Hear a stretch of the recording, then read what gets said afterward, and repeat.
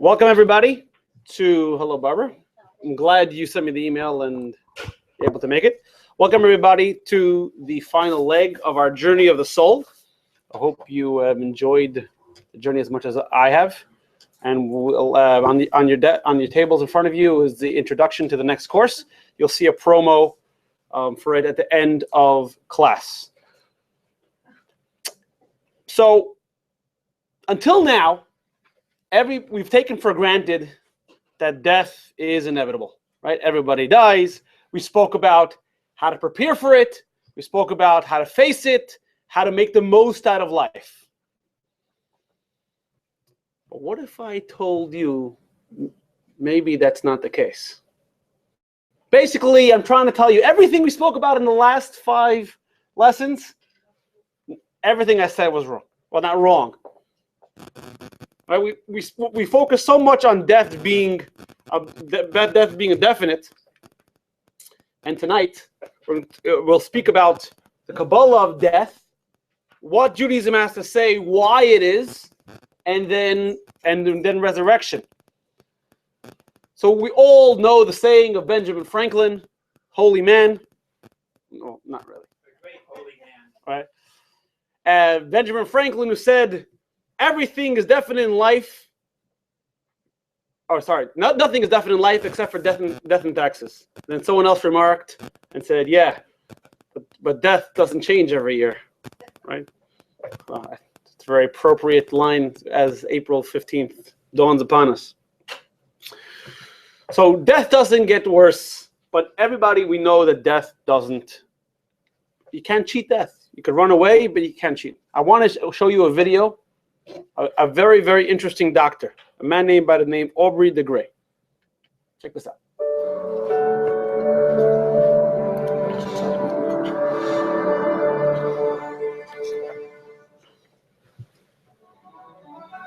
Silver hair, noble gracefulness, mellowed insight. With all of the perks of seniority, people still prefer to be full of youthful vigor and naively trust that multiple decades of life stretch endlessly into the golden horizon. Wishful thinking? Would it help to adopt a name like Methuselah? The Torah sets the lifespan of ancient Methuselah, a patriarch of mankind's earliest generation, at a record-breaking 969 years. To be fair, a number of his contemporaries came tantalizingly close. Adam rolled in at 930. Canaan was set to rest at 910. Is there hope for mankind to climb back up the ladder of longevity? Or are we doomed to accept the appearance of gray as an inevitable hand on a limited biological clock? It's been obvious to me ever since I was a young kid that aging is the world's most important problem. Meet Aubrey de Grey, Chief Science Officer of the SENS Research Foundation and the world's leading scientific proponent of engineering techniques to rejuvenate the human body and stop aging. But we are in range of turning out a solution at an exponentially accelerating rate. Dr. Grey is also a fan of biblical Methuselah and coined the term Methuselarity to mean a future point in time when all of the medical conditions that cause human death will be eliminated. It sounds fantastical, but in 2005, MIT's Technology Review, in cooperation with the Methuselah Foundation, announced a $20,000 prize for any molecular biologist who could demonstrate that SENS was so wrong that it is unworthy of learned debate. None of the submissions succeeded in proving that de Grey's theories were demonstrably wrong. At the same time, many of his proposals could not be verified with the current level of scientific knowledge and technology. And so, the question of lifespans rivaling Adam and Noah remains unsolved for now. Scientists aside, the best place to dig for insight into perpetual life is in something eternal. The Torah has remarkable teachings on the spiritual origins of the conditions that cause physical death. But do the Torah's ancient or mystical wisdoms consider the gradual breakdown of the human system fixable? Could the human aging condition as we know it be reversed?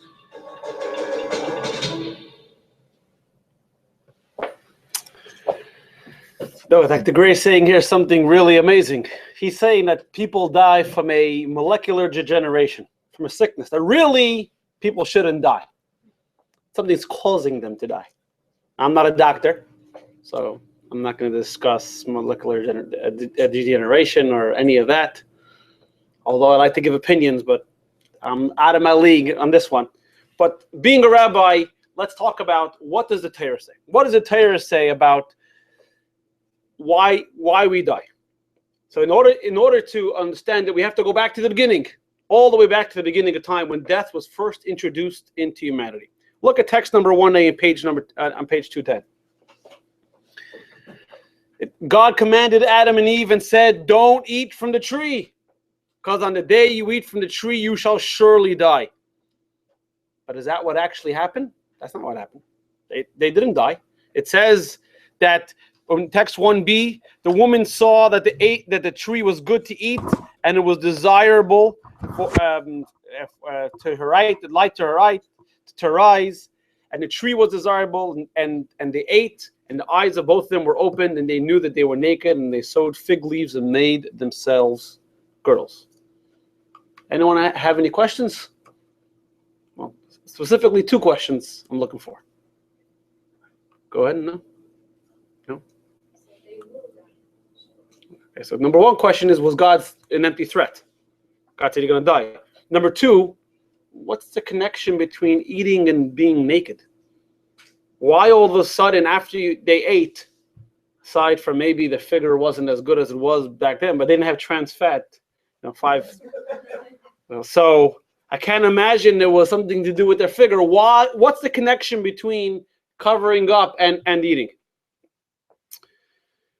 So, like Anna said, you see in text 1C, that when God said you shall die, it didn't mean today you're going to die, but as a result of your action. See, Anna, because you brought it up, you read text 1C on page 211. Page 211. By the sweat of your brow you shall eat bread until you return to the ground, for you were taken therefrom. For dust you are, and to dust you will return. So we see here, the Torah is implying something really amazing. That death is not a natural state. Death is a glitch in the system. Death is brought on by humanity. Someone once argued, and you can tell me, that AIDS, for example, is a human-made sickness. It's not a natural disease. Okay, so the guy who told us knew what he was talking about. Same thing with death. Death is a disease brought on by humanity, and therefore it's possible to get back to the point where there will be no death.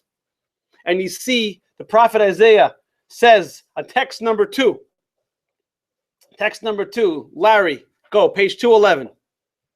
God shall conceal death forever, and he will wipe the tears off every face. Famous verse from Isaiah saying that eventually there will be no death and there will be no reason to cry. So, but here we're saying something very, very revolutionary, especially against what we've been learning in the past 5 classes. In lesson 1, we said that everyone's time is predetermined. Everyone's predestined to live a certain time, and we spoke about the inability of a person dying early. But we said everyone has to die. The question is not if, the question is when. Now we're saying that the possibility exists that a person shouldn't die. So how do the 2 sides jive? How does the ability to live forever go together with the possibility that we have to die at some point? Okay. Anyone have any ideas before we go on? Okay. Don't the camera's on me. You don't have to. No one's gonna know who's making what comment. I'm the one in the hot seat. So the Midrash has a lot of comments About why we live only 120 years. okay, but we're not talking about lifespan in general. We're talking about death. we're talking about more the death part of it than how long you live. The Torah says the reason why we live a shorter life is because the people back then weren't filling their time with productivity instead of with destruction. That's why God shortened it. But the concept of death. All right. So let's go a little deeper. In lesson 4, we said that reward and punishment is a natural consequence. You remember that, right? We said that everything we have as a result is of the result of of our actions. Means when something good happens to us, it's because we did something good. When something negative happens, it's because we did something negative. Okay, so now let's refocus back on the sin of Adam and Eve. When Adam and Eve were created, the body and soul were not independent units. They were one unit. The body was an extension of the soul. Think of it as when you want to move your hand, how long does it take for you to move your hand? It's immediate. Why? Because although your brain is here and your hand is down there, we don't say it's something separate. It's all one piece. The arm doesn't consider itself as a separate entity, just happened to be welded together to the body. We're not Frankenstein. So before, the body and soul were one. The body did not pose any obstruction to the soul. The body was a tool for the soul. Afterwards, that changed. Look at text number 3. The Sforno says, Alan, go ahead. Text number 3, page 212. At that time, the tree of knowledge, all of Adam and Eve's pursuits and all of their limbs were aimed solely to please their Creator, not to engage in temporal pleasures. They viewed marital intercourse as differently than purposeful eating and drinking. They viewed their reproductive organs much as we view our mouths, faces, and hands. Okay. So now we're going to begin to understand how the eating from the tree of knowledge equates to death. Before, there was no ego. There was no separation. Everything the soul wanted to do, the body did. So do you cover your hands? The only reason you cover your hands is if you're cold. I remember when I was in 2nd grade, the kid sitting next to me, he's actually a rabbi in Oakland. He was a real wise guy. So every time we'd forget our homework, the teacher would say, did you forget your pants? And of course, we had nothing to answer. But him being a wise guy, one time he forgot his homework, and it was in New York. He said, you forgot your pants? He said, yeah, I forgot my pants. I walked outside. I felt cold. I went back inside. I put on my pants. My homework wasn't inside my pants, so I didn't bring it. He got it. Yeah. Those were the days where you got it. So you don't cover your hands because you don't see your hands as something outside of yourself. You know, let's take, for example, a toddler, a baby, right? They have no problem walking around without clothing. I know. Try to change my baby's diaper, they're rolling. They have no problem. So what happened was before the eating of the sin of the golden calf, there was no need for clothing because there was no shame. Because just like you eat because you have to be healthy, God said God created the world, you have to eat to be healthy. So too, God told them in the beginning, be fruitful and multiply, you have to have children. There was nothing shameful in it. But after when they ate, they felt ego, meaning they did something not because the soul wanted, they did something because the body wanted. And that is shame. Let's take it on the psych level for a second. We don't normally open up all the way to another person. We're ashamed to speak what's really in the closet. Right? We don't open up our psyche. That's why we have a therapist, right? And the therapist has a HIPAA, right? Why? Because you can't. They can only speak to themselves, and when the person walks out of their office and says, "That guy's a Meshuggah." But other than that, we don't open up about ourselves. We're ashamed about ourselves. So before, let's get back to the slides. So before the eating of the golden calf, the body and soul, the body is selfless. Oh, I see the sin of the sorry. Sorry. Thank you. You should know, by the way, I've been married for 11 years, so I learned how to argue. The sin of the tree of knowledge was rectified by the giving of the Torah at Mount Sinai, and all the good was reversed by the sin of the golden calf. So maybe that's why I'm getting confused. Anyway, but thank you for correcting. So before the sin of the tree of knowledge, the Chet Et Hadas, the body's only desire was to do the will of God. Why? Because that's what the soul wanted. The body has no ego. Ego means you feel yourself as something separate, something independent. That's what ego means. You have an opinion. There was no conflict of interest between the body and the soul. But after the body is right, we said that. After the body is conscious of itself and ego, and it's separate from the soul. The body is the source of all the selfish desires. So the Nachash, the snake, goes to Chava, to Eve, and says, what you got now, there's more. You can have knowledge. There's something more than you could attain. What's this knowledge? What? Awareness. It's even deeper than that. It is the awareness. It's the awareness of the independent self. Until then, they saw themselves as totally sublimated, totally given over to whatever God wants. Now you can see yourself as an independent self, yet serve God.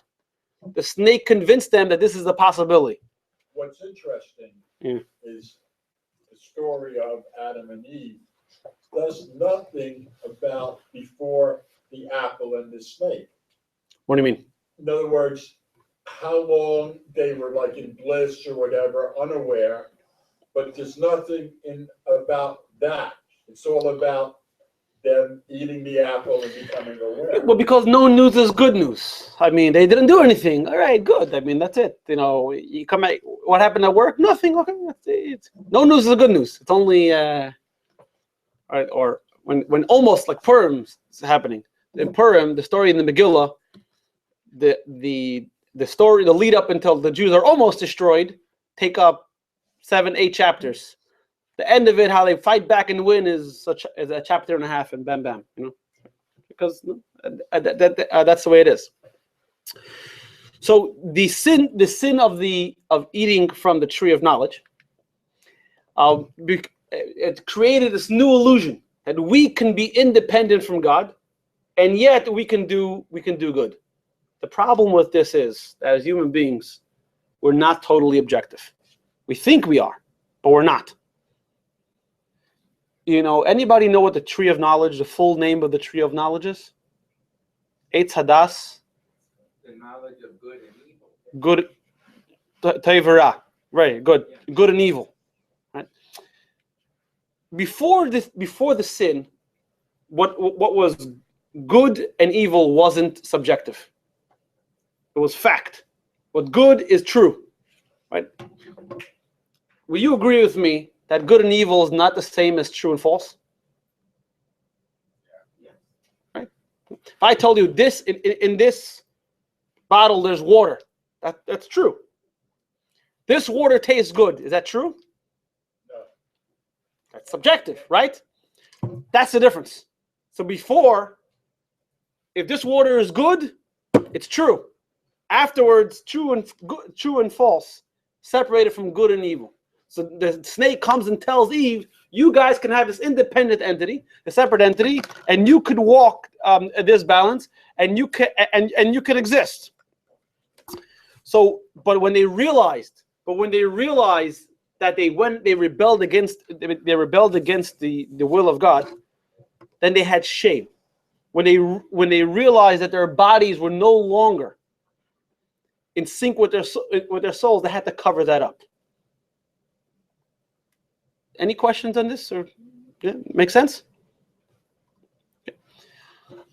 So we see here therefore they had to cover up. Hold on, we'll get that in a second. Now, so from now we can understand how eating from the tree of knowledge resulted in death. Because you think about it, every reaction has to be somehow connected to the action. We spoke about in lesson 4 that God doesn't throw out just punishments and say some arbitrary punishment for doing whatever you did. The result has to be connected to the action. So how does death result from eating from the tree of knowledge? Look at text number 4. Doug, go ahead. Text number 4. That don't read. You mean you don't know about her? Barbara, can you share with us? Barbara, text number 4, page 213. Death was introduced to the world as a direct result of the sin of the tree of knowledge. Life is associated with the tree of holiness. Unholiness, on the other hand, is synonymous with death. As a result of the sin of the tree of knowledge, unholiness, spiritual death, become part of the human being's identity. This resulted in physical death. The Rebbe is saying here something very powerful. When you put something unhealthy in your body and you have a negative result, is that a punishment? It's a result, right? So Adam and Eve, the Rebbe is saying here, they made a choice. Even way back, we had choice. Adam and Eve had choice. And the choice is very clear. Chassidus is very definite about this. The choice between holy and holy, no gray area. It's a very thick black line. We create the gray areas. Holiness equals life. Unholiness equals death. Adam made the choice. So as long as he was doing whatever God said, and whatever God says is holy, then there was life. But the moment Adam and Eve decided that no, we're going to do what we want to do, and they acted upon something that was selfish and egocentric, then that's unholy, and that brings upon death. Look at the question for discussion on page 213. According to what we're saying now, is the connection between ego and death? Does that make sense to you? Does that jive? Doug, go ahead. Before they ate from the apple. It wasn't an apple, by the way. There was no Jewish source for apple. Okay, so whatever it was. Fig, Whatever. grape, etrog. Whatever. Yeah. It was the smoothie. Yeah. There was no consciousness of any penalty no, they were told don't eat from this. Okay. But it wasn't like they knew what the consequences of eating that. No, text number 1 says, the day you eat it, you shall surely die. Text 1a. They knew that? Yeah, God told them. Yeah. When you say surely die, they had no concept of death Why? because everything was perfect. They had no concept So- of death. Death only came when they ate from the fruit. So, because they had no concept. No, I see, but this is off the subject, but this is a misconception that people think that Adam and Eve were created kind of dumb and uneducated. And no, Adam and Eve were created as adults. And Adam was a very, very smart man. In fact, today we have a book authored by Adam. Adam wasn't an idiot. And aside from the point, so just because you see something, you see everything in here not broken. Oh, sorry, the mechitza. My kids did that. But everything in here not broken doesn't mean you can't fathom a fact of something broken. Just because everything Adam saw was whole and alive. And who said Adam didn't see death? Didn't the animals have to eat? I don't know. Of course they did. Well, he was able to see the future generations. So Well, he well, was able to see that. well, that's medrash, and let's talk. Yeah, but also we don't know when he saw that. Also, I'm saying, but the animals were created on day 5 and 6.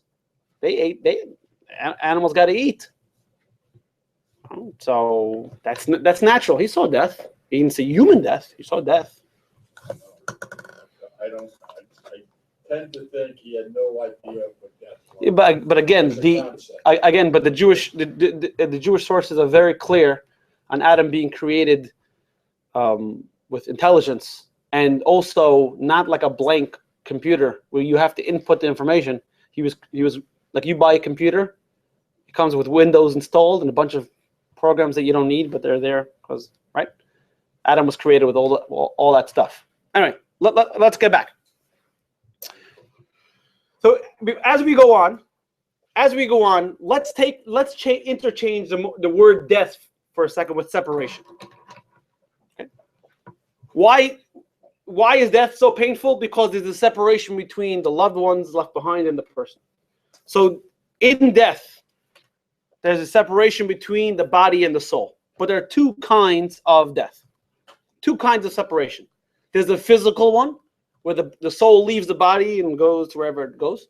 And then there's we'll call it a spiritual death, where the body and soul are separated, but not separated in space, so to speak, separated in values, where the body wants to do one thing, the body wants a hamburger, and the soul wants tefillin. And this creates it's not aligned, this alignment between the body and the soul, and that brings upon death.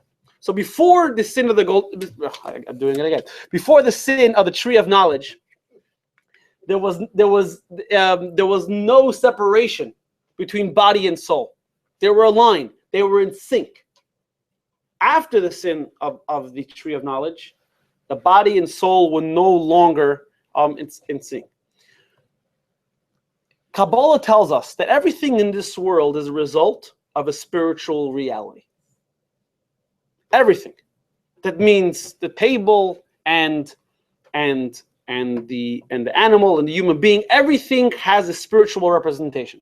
So when there's a spiritual death, that's going to result in a physical death. When a body and soul are not in sync, are not aligned, then that's going to result in a physical death. Now, just as a side, because we all come from Adam and Eve, we all inherited this part. In fact, the Gemara says something very interesting. There are only 4 people that died just because of the sin of Adam. They never did anything wrong. One of those 4 people died. Don't be so enthusiastic. Relax, everybody. Wow. There were Benjamin, Jacob's son, Amram, Moshe's father, Yishai is David's father, and one of David's sons, not so famous. Other than that, everyone has done something wrong. Even me. Right? I'm not on David Letterman's top 10 list. So as long as the body is alive, as in sync, there's no reason to die. There's no reason to cover up. It's not ashamed of anything. But once the body is not aligned with the soul, then it feels shame. Then it feels death. And death has to be covered up. So now that we know the problem, right, we know what causes the problem, and the famous saying that it says in the Talmud, knowing the disease is half the cure. All the great sayings, it's in the Gemara. We had it first. So now that we know the cause of death, now we can focus on how do we solve it. Okay. But before we go on, let's just summarize what we said until now. Before the sin, body and soul were a seamless unit. This is important for as we go on. The body was utterly holy. Death wasn't a part of human experience. After the sin, independent body, ego, consciousness, and soul, God consciousness. We have 2 different. We all suffer from multiple personality disorder. Therefore, we all need spiritual medication. You need to have a little Shabbos, a little kosher, a little tefillin. We all need medication. We all suffer from this. And death is a part of human experience, and it can't be escaped. So now that we established that it's not natural, it's something brought in. If it's something incorporated by human action, that means we can get to a point where it's not part of our lives anymore. If we brought it in, then we could take it out. How do we do that? In lesson number 4, we spoke about the 13 principles. Yeah, I remember. Lesson number 4, we spoke about the 13 principles of faith. Maimonides' 13th principle of faith, 12 and 13, speaks about the coming of Mashiach. And the number 13 is that when Mashiach comes, there's going to be the resurrection of the dead. All people in the past are going to wake up from. We'll talk about that actually in a second. Interesting, by the way, the Rambam doesn't just say it's a belief or it's a nice concept. It's something that's going to happen, because the commentaries speak about all the wonderful things that's going to happen when Mashiach comes. But no one is going to say that that's a core founding principle. Like one person says, the bounty is going to be so great. I mean, it says even regular trees are going to give off fruit. I mean, now we have fruit trees and palm tree or regular trees, oak trees. When Mashiach comes, every tree is going to give off something to eat. The bounty is going to be tremendous. Let's say you say, Rabbi, I don't believe it. I wouldn't say, not Jewish. But the Maimonides says somebody who doesn't believe in the resurrection of the dead doesn't get Judaism. It's one of the 13 principles of faith. You don't believe in it, you don't get it. Look at text number 5 on page 214. Barbara, go ahead. The resurrection of the dead is the foundation of the Torah of Moses. One cannot maintain a connection to Jewish religion without this belief. So that means, and we'll have to examine why the resurrection is so important. It's an integral part of the coming of Mashiach. The two tailors are talking to each other. One tailor says, I can't wait for Mashiach to come. He says, why? Because all those people are going to get up. They're going to need new clothes. The guy says, Yuckle. But all the tailors are also going to get up. He says, but we know the latest style. Right?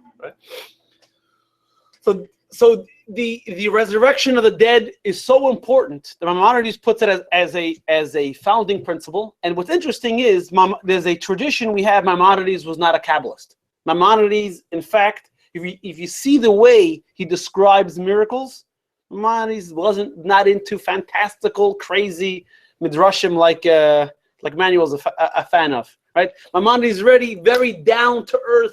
He says when Mashiach comes, the world's going to be natural. He was a philosopher, a doctor, a scientist, nothing crazy. But he is the one who says that the resurrection of the dead is a founding principle. Let's talk about the resurrection a little bit. And interesting, by the way, that these 13 principles, even number 13, there's no fight about it. The Jewish community has accepted these 13 principles of faith. That means you're not talking about some wacko rabbi in Jerusalem. Have you been to Jerusalem? There's one guy high on something, Judaism, whatever. But if you go to Tzfat, the air is different in Tzfat. Go to the northern city of Tzfat, the air is different. You go up there and people are, I don't know what they're inhaling, but they're very spiritual up there, right? So if you told me a rabbi from Tzfat tells you, all right, I understand it. But we're talking about Maimonides over here. So let's talk about it. Number 1. First part, when? So the Maimonides tells us, and by the way, a lot of this stuff is discussed in the commentaries and is debated, but let's stick with one opinion here. The Rambam writes that the coming of Mashiach, that is going to happen in 3 periods. Number 1, Mashiach is going to build the Holy Temple in Jerusalem. No Muslims here. Al-Aqsa's. Sorry, right? So number 1 is going to rebuild the temple. Number 2 is going to be in gathering of the exiles. We're all going back to the land of Israel. So don't, Joe. Sorry, I know you just remodeled your kitchen, but listen, it's going to happen. What? We'll get that. No. It's a very good question. Well, we'll get to that in the 5th thing. But it tells the story of a rabbi who was staying at an inn of the simple Jew and his wife owned the inn, and back then we don't practice it anymore. But there used to be a custom called Tikkun Chatzot, where they would get up at midnight and mourn over the destruction of the temple. So the guy hears his guest crying and knocks on his door and says, "What's going on? Is everything okay?" He says, "Everything's okay." So why are you crying? So I'm crying over the destruction of the temple, and I'm praying for the coming of Mashiach. We're all going to go back to Jerusalem. Everything's going to be wonderful. So the innkeeper goes back to his wife and says, what was he crying about? Nothing, the destruction of the temple. And he said, we're all going back to Israel. All going back to Israel? That's terrible. He says, it's terrible. Why? So, what do you mean why? We just finished paying off the mortgage for the farm.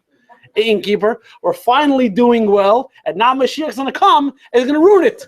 And they're all sitting there, and the husband and wife are all troubled. All of a sudden, the wife says, don't worry. The God that saved us from the Cossacks and saved us from the Egyptians is going to save us from Mashiach too. Right? So your kitchen will come to Jerusalem. Okay, so first is going to be then gathering in exiles. All the Jews are going to come back to Israel, and in 40 years after, the Zohar writes. You see, it's Appendix A in page 225. You don't have to read it now, but the Zohar writes over there. 40 years after, the ingathering of the exile is going to be the resurrection of the dead. That's when. Who is going to be resurrected? Every single Jewish person. Every single Jewish person. I mean, there's a list of who won't, but to get on that list, it's really, really, really hard. It's a very exclusive list of who won't be resurrected. But every single Jewish person will be resurrected, even the people reincarnated. So, what's the question? Everybody? Who's being reincarnated? Bill or Frank? What's going on over here? Is it Mendel or is it Yankel? Hey, yeah, you look very familiar, right? So anybody know? I see the question on 214. Anybody know? Anybody remember from class number 4 how to answer this question? So we got to work in classroom participation for next course, man. You guys, I'm telling you. The soul gets like a major overhaul. Extreme Makeover Edition. Yeah. So look at text number 6 on page 215. Radhika, go ahead. If the first time a soul descended into a body, it passed away before it was fully rectified. At the time of resurrection, that body will possess a portion of the soul it rectified while alive. When the same soul reincarnates into another body to complete its rectification, the portion of the soul that was rectified in the second body will vivify the second body when it arises at resurrection. So but the Zohar is saying here something interesting. He's saying here is that if you remember, every soul has to do 613 commandments. So when it rectifies, so that soul is going to go to that body. The part that wasn't rectified and that was resurrected, so everyone will go to its own body. Think of it as a tree.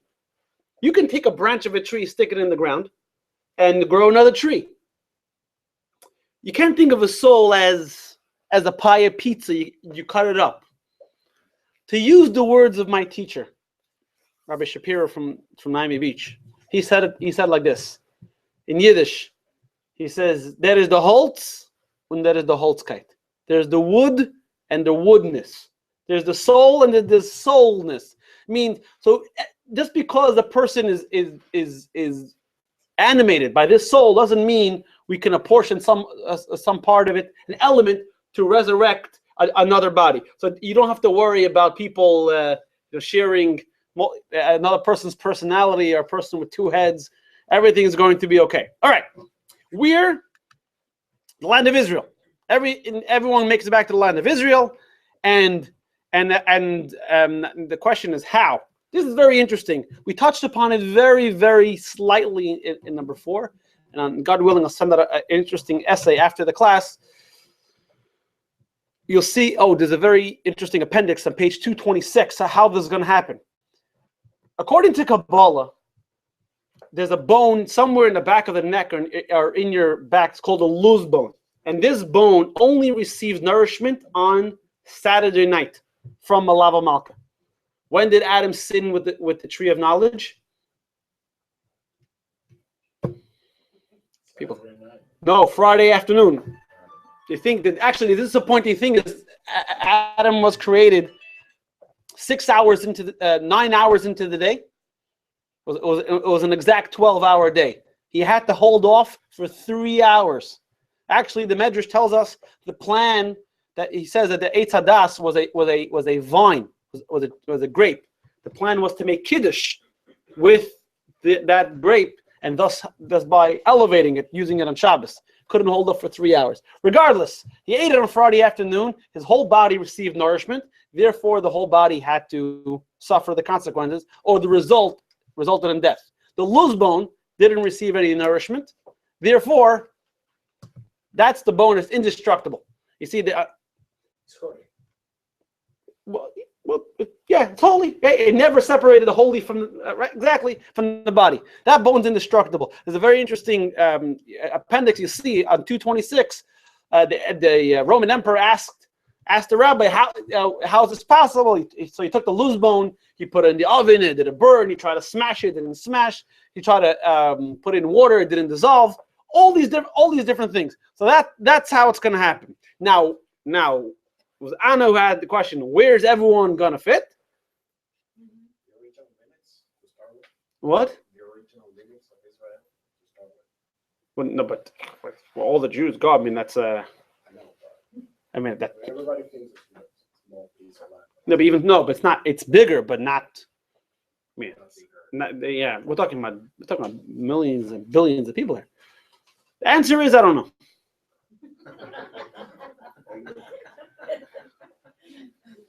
So I don't want to come off as an egotistical guy. I think I had all, I saw a great line today. I'm sure WhatsApp or Facebook. Guy said, "Why is it that intellectual people are unsure of themselves and the dumb people are full of confidence?" Right? No, but the Rambam, by the way, when he's writing all this, he says, and we won't know how exactly it's going to happen until it happens. We don't know. We don't know, and we have no tradition. We know it's going to happen. How it's going to happen, we don't know, and that's it. There's no where everyone's going to go. We don't. All right. How many of you guys over here think I'm crazy? Talking about Crazy? Is that the question? yeah. He didn't have to repeat the question. We're talking about resurrection.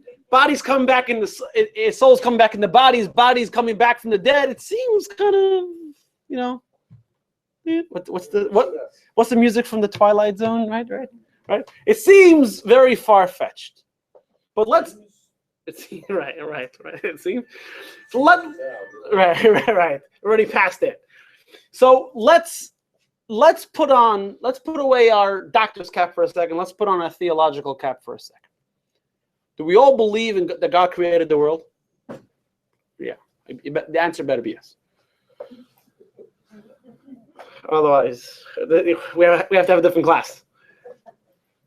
So if you believe God created life and God instilled man with life once, there's no reason why he can't do it again. Right? One of the English terms for God is the Almighty, which means he has the might to do all. So how he's going to do it, it sounds crazy, but okay. The first time you heard the story of the splitting of the sea, that was also crazy. I told the joke before with the kid who comes back from Hebrew school. I'll say it again. My brother-in-law is not here to bother me. So the kid comes back from Hebrew school and says, "What do you?" The father asks him. Mother says, "What do you learn in Hebrew school?" I said, "There was a bunch of Jewish POWs in a country called Egypt. And Moses, the general, busted them out, cut off the water supply, and then killed a bunch of the best soldiers and invaded them. And then they ran out. And they came to a water. He built a pontoon bridge, and the mom was like, whoa. That's the way the teacher told you the story? So, if I tell you the way the teacher said it, you're never going to believe me." Right? So how it's going to happen, as crazy as it sounds, we don't have a problem with that because he can do whatever he wants. Right? And when Moses questioned God and said, when God said there's going to be meat, Moses said, in the middle of the desert, you're going to have meat for 2 million people? God says, what? You're questioning what? I can't bring meat? Don't let me do God stuff. Don't worry about God. He can take care of himself. The question isn't how. The question is why. That's the question you should be bothering you. Meaning, we've been discussing until now how the soul goes away from the body and goes up to heaven in the Garden of Eden, and it's there with the unicorns and the rainbows, and everything is wonderful. Why would God send the soul back down to earth? It seems, I don't know, dumb. Or why do it? So the simple answer is, so everything in Judaism is multi-layer. The reason, the deeper reason, and even the deeper reason. So the simple reason is because the body and soul can't exist, can't do a mitzvah without each other. You see in Appendix C. I'm running through the appendix because the conclusion, some of the class is going to take some time. So in Appendix C, there's an analogy that the body and soul coexist. I mean, your body can't do anything without its soul, and the soul can't do anything without its body. So therefore, when it comes time for the reward, it's only right that the body and soul should be rewarded together. But that explains why it's going to happen. It doesn't explain so much why is it a fundamental belief of Judaism? Why is believing in the resurrection of the dead so important to belief in Judaism? So let's dive a little deeper. Let's define, for the time being, everything that's body as superficial. And everything that's soul, we'll do it as true purpose. So everything, so let's take food for example. Food's a great example. Except for Gigi and Ziggy who eat healthy. For me, right? They came to my house for Shabbos. So they came with dessert. So it was like healthy cake, and there was strawberry heart attack cake. You know, it was like, pick your poison. Right? So, check out food. Food, we eat food. The reason why you eat food is to have nutrition. But then there's the pleasurable side of food. And many times we can separate the pleasure from the nutrition. That's why people eat non-nutritional food. Do you guys know there's a burger joint in Las Vegas called Heart Attack Burger or Heart Attack Deli? Their sandwiches are called quadruple bypass. And Just walk around in like nurses. yeah. And you should know, like 3 years ago, a guy had a heart attack after he ate from the restaurant. Phoenix? Well, no, I think it's in Las Vegas. It's in Phoenix? It's Phoenix, all right. But it belongs in Las Vegas. Right? That kind of stuff, you know. Phoenix, they're too liberal out there. So in food, for example, you have the nutritional value and you have the pleasure you had out of it. So many times our problem is that we separate one from the two. We separate what we're supposed to be doing for what we want to do. Which in food, for example, we'll eat things we don't need to eat. So the body is a thing's physical or superficial dimension. The soul is its true purpose. So food has the physical properties, and the soul of the food, for example, is the ability to sustain and to nourish. So let's take a few things, for example. If I showed you have the phone, water, Tanya, holy book. Which one's holy? Or which one do you see godliness inside of it? How obvious is godliness inside all of them? Not. When you see the phone, you don't think, oh, that's a godly phone, right? Even if it's the rabbi's phone. You don't think that's a godly phone. Yeah, with the phone, you could listen to Journey of the Soul, and you can listen to the classes and go and make reservations for Purim, all the things that you're supposed to use your phone, right? But we all know that you can do very bad things with your phone. And even water. Water is very nice, but water, you have to think about it to recognize the value. But a holy book, for example, its sole purpose is for holiness, to learn. So therefore, when it comes to holiness, like a holy book, you can't just discard it. We bury it because the godliness in it is present. I mean, the purpose is present, is obvious when we look at the physical item, as opposed to something like a phone or something else. For those of you who are a little familiar with Hebrew, how do you say world in Hebrew? Olam. Do you know how to say blockage or concealment in Hebrew? The Hebrew word is helem. You hear the similarity? The word for world, olam, is very similar to the word concealment. Because everything you see in the world hides its true purpose. And we struggle to do things, and we always have to judge, are we doing it for the right reason, for the right purpose, or are we doing it for egocentrical purposes? So what we got to get back to is that to realign, to do things for the right purposes. And this is what it means to rectify spiritual death, when we value something not for its external purpose, but for its ultimate purpose for which it exists. So before the sin of the tree of knowledge, the purpose and its existence were in sync. Afterwards, they were two separate issues, and it's at that point that we're struggling to find the real reason and the superficial reason. Look at learning exercise on page 216. You see over there, you have food and sleep, socializing, vacation, work. So many people, you can write down your answers. You see, sleep, you have the superficial purpose and the true purpose. And socializing, some people come to shul. I had a guy straight out tell me, comes to shul because he wants to make friends. Didn't pick up a sitter, nothing else. I actually saw him after a while. I said, how come you didn't come to shul? I said, I didn't make any friends. He was straight out. It was about socializing, right? And vacation and work. Anybody want to share their answers? Writing down? No? Such a talkative crowd.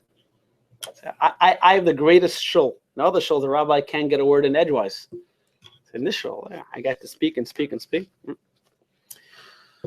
So really, our whole life, our whole day is we encounter something and we have to judge.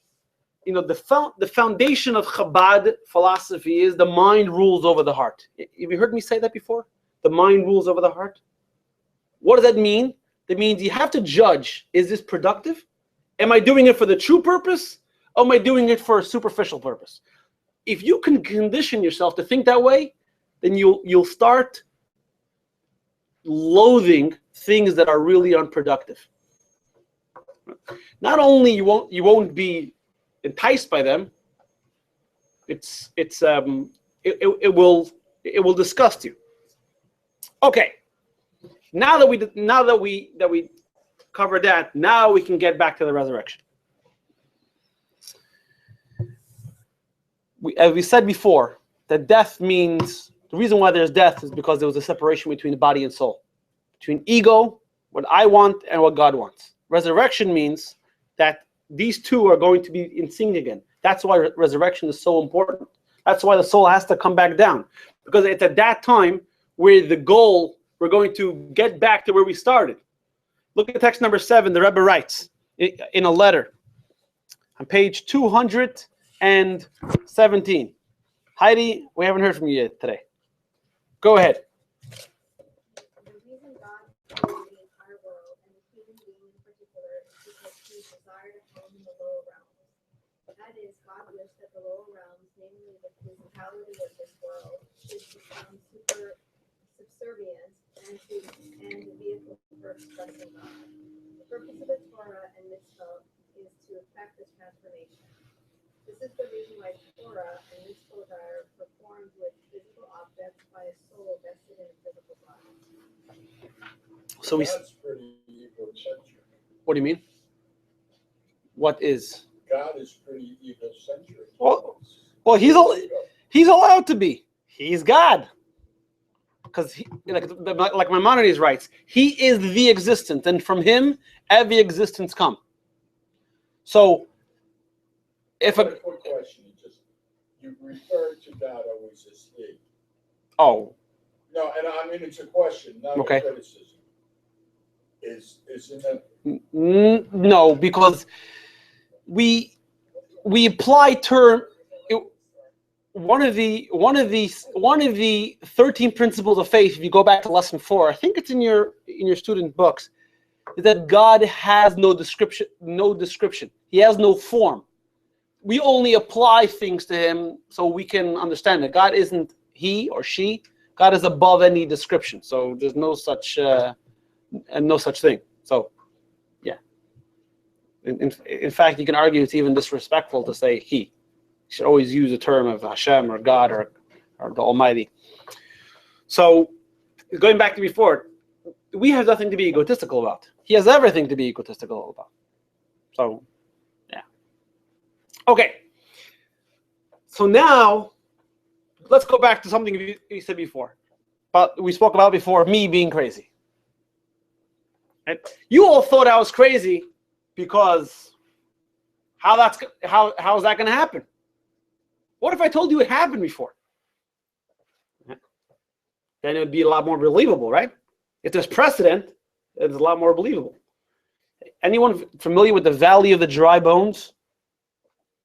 We read this, Ezekiel. We read this Haftorah on the last day of, the 7th day of Passover, in just a few weeks. Look at text number 8, a long text. It's a great story. God tells Ezekiel, and he tells him, I skipped my. Go here. Sorry. So God tells Ezekiel, so he brings me out to a valley. There's a bunch of dry bones, and he says, "Son of man, says, well, can these come alive?" And Ezekiel says, "What are you asking me for?" He says, "Prophesy, tell them to come alive." So Ezekiel says to the bones, "Hear ye bones. God said, come alive." And the bones started to connect to each other, and then there were sinews and muscles, and they got up, and they had spirit. And look at the last paragraph of text 8 on page 218. It says, "Then God said to me, Son of man, these bones are a symbol for the house of Israel. Behold, they say, our bones have become dried up. Our hope is lost. We are cut off. Therefore prophesies and say to them, so says God, behold my people, I will open your grave and bring you up from them and bring you to the land of Israel and put my spirit within you and you shall live." This prophecy was spoken to Ezekiel after the destruction of the first temple. The Jewish people were at an all-time low. And the Jewish people thought to themselves, there's no way we can survive. And God reassures Yecheskel, don't worry about it.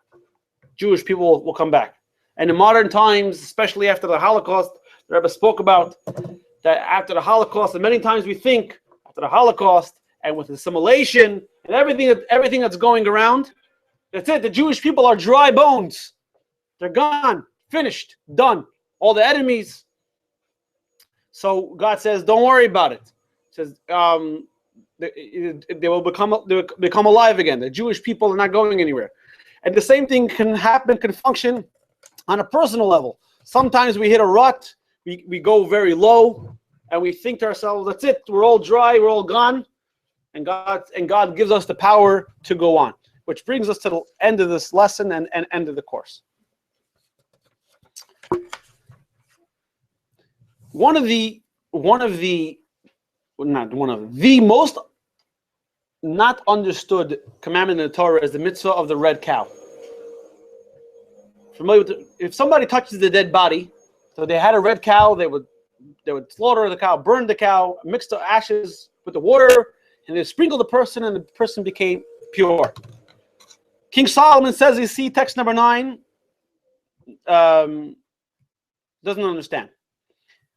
He says, and even text 10, only Moses was given ability to understand this. And there's a very, very interesting, when Hashem was speaking to Moshe, Moshe asked God, so when a person touches a dead body, how can it become impure? And God didn't answer. It was only, and Moshe's face changed colors. And then it was only later God says, this is how it's done. It's a law that's not understood. So the Rebbe explained this something very, very interesting. The Rebbe said this in 1988, 89. The Rebbe's wife passed away. And the Rebbe spoke about what's happening here is when a person loses a loved one, they're asking God, this is what Moses was asking. He wasn't asking how a person becomes pure. If a person loses a loved one, they're asking God is, how can I go on? How can we become pure? How do we become alive? And God doesn't answer. And Moshe says, that's very troubling. That's why Moshe's face changes colors. But you see in text number 11, this is what Moshe, the Rebbe is saying here. He's saying, but God says, in the end, I give you the ability to go on. How? You're not going to understand. When a person loses a loved one, you can give all the rational we spoke about in the past 6 classes, how you should look at death. At the end of the day, it's painful and it hurts. And it hurts and it's terrible and it's a tragedy. And therefore, you see what the Rebbe said, that we tell God, we don't want your rational, we don't want your rewards. We want it to end. We want it to end and we'll be reunited with our loved ones. And therefore, we won't have to believe, we won't have to rationalize. We will have them in the flesh. So we can never give up hope. Say here, the red heifer, the master of the universe. If one is contaminated, how can he be purified? And what Moshe was asking, how can one recover from pain after experiencing the death of a loved one? And the Rebbe answers, and you see in text number 12, this was a letter, the end of the letter the Rebbe sent to Ariel Sharon on the death of his son. If you remember, we spoke about that. He says, just like we believe in the rebuilding of Jerusalem and the rebuilding of the temple, so too we believe in the resurrection. Key points. Lesson 6. 1. Death entered the human condition as a result of Adam and Eve's eating from the tree of knowledge. From this, we learn that death is a consequence of human error, and that immortality is the ideal state of existence. When we fix this error, we will again become immortal. 2. In the Messianic era, not only will death be abolished, but the souls of all those who perished will be reunited with their bodies. Everybody will be resurrected, including those that possessed reincarnated souls. This is a cardinal principle of Jewish faith. 3. Before the sin, the body was an extension of the soul, and their desires were